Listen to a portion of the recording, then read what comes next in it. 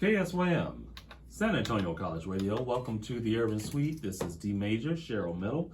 Special guest in studio, Reverie, SpyMC, Kree23, our man Crazy Underground in the background. Yes. Studio E90. Thank you. You're going to keep that connection going.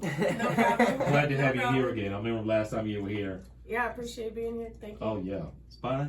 Thank you. Shout out Studio E90, all the way from the East Coast. Now we adopted her in Texas. Yeah. Yeah, most definitely adopted Texas. Yeah, I was wondering about the accent. I was like, she's not from here. Boston. Hey. Yeah, I was doing. I was like, I think she's from Boston. It sounds cool. I appreciate Oh, yeah, that's right. All in the playoffs. Yeah, as we should be. Yeah, It's yeah. our natural habitat. So are you excited about the playoffs on Thursday? Absolutely. Absolutely. Man. Celtics all day, baby. Celtics Nation. Okay. She's like, oh. Cute. Not bad. Not bad. I like it. I love when people have pride for where they're from, you know? I'm here for it. You've been a busy lady. I have been a busy lady. Definitely I'm busy. always busy. Man.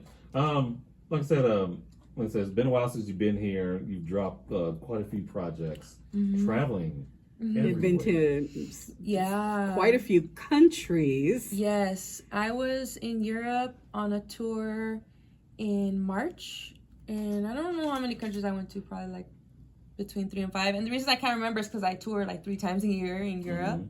I'm going to take off again to Europe at the end of this month. I'm going to perform at some summer festivals. I'm going to be in Germany, France, and then I'm headed to Barcelona, Spain at the end because I'm going to finish an album that I started out there a couple years ago.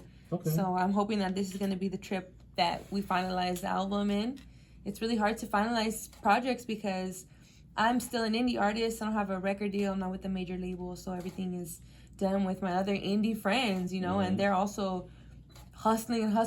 So unless we're in the studio together doing it, like, it's not gonna get done. Like, and I'm not speaking for all artists, but I'm just speaking for myself and the people that I work with. Like, that's just how it is. Like, you know, a lot of people are like, oh, let's do Zoom, let's do FaceTime, I'm like, I've tried that, and I am just not good at it. I need like that in-person connection, you know. So I'm really excited to be going out there. This is gonna be my 22nd tour in Europe. Wow. I've gone there 22 times in the last 10 years of my life. Yeah. So I'm very blessed, and the older I'm getting, the more I'm like really appreciating all the things that I get to do, and I feel like the more I practice gratitude, the more things are coming to me, you know. And so that's something I've really been trying to work on, especially because in the past, I mean, not even just the past, I was gonna say I used to struggle with mental health. I still struggle with my mental health. I have a lot of anxiety. I'm not depressed and suicidal and addicted to drugs anymore, which is great. Yeah. but at least I do still deal with anxiety. But I will say that practicing gratitude and being more grateful for everything that's coming my way has helped me get a hold on my life and leave those things in the past. Yes. It's important. It's important to count your blessings because you can get carried away with life's misery and all the stress that we all have to deal with, you know? Right. It's hard. It's hard to be alive from the moment you're born. You know, it's not even, I was gonna say it's hard for adults, but it's hard for kids too. I had a hard childhood, and most of us did. And then you get older, and then you're just thrown out into the water, and you got to learn how to swim. You know, and I wish people would talk about that more. So I'm blessed to be able to talk about that and heal people with my music all around the world. I've been now to 26 countries, I think. Yeah. 26. 25 or 26. Yeah. So. Okay, do you have favorite places to go eat when you're out in other countries now, since you've been there so often? I only have a couple places that are my favorite places to eat because I'm not a person that is good or really even enjoys doing things the same thing over and over. Right. I'm like an adventurer. Okay. So I'm not going to the same place. Like, it's rare. Like, I have like this one coffee shop that I like to go to in Berlin, Germany. But other than that, like, I like to go to, I like to just try new things. Yeah. Even in LA, like when I'm home, I rarely go to the same spot. Like, I want to try new things. Yeah. I'm very adventurous. Yeah. Awesome. Wow. God, this is lost train of thought. Sorry about that. You know what? I'm excited about my tour in the end of this month because I'm going to be performing at some European festivals. And that's not common for American artists, indie American artists. There's just like a small circuit of us that are doing that. And I don't get to do that every year. So, like, for example, I don't think I did a European festival last year. But... Oh, no, you know what? I'm tripping. I did. But you know what? That makes it even better because now that means it's 3 years in a row that I've performed at festivals in Europe during the summer. And that's a big deal because for the first 7 years of me performing out there, I think, performed at like 2 summer festivals. So now my name's getting bigger. The numbers are getting bigger. I have more respect on my name. So people are booking me now for like the bigger events. 10 years of work. It only took 10 years of work. Yeah, hard work. Yeah, but hey, I'm here and I'm grateful. And they're good merch buyers. Yes. They show lots of love. They do. I'm very, very blessed with my European audience. I believe about 50% of my fan base is in Europe. Yeah. And I recently, at least on my Facebook, I think I have like 160,000 likes on Facebook. But I'm working with this agency that posts like videos on my page, on my Facebook, because Facebook's kind of dead now. I'm onto like Instagram, TikTok. So they're posting like these funny videos on my Facebook page to monetize it or whatever. But then they were the ones that told me that. They're like, look, it's going to be hard to monetize your page because half of your fan base is actually in Europe. And Europe don't like the videos that Americans like, you know? So they were having a hard time like getting the numbers going, but now the numbers are finally going and I was like, oh damn, like half? Okay, that makes a lot of sense.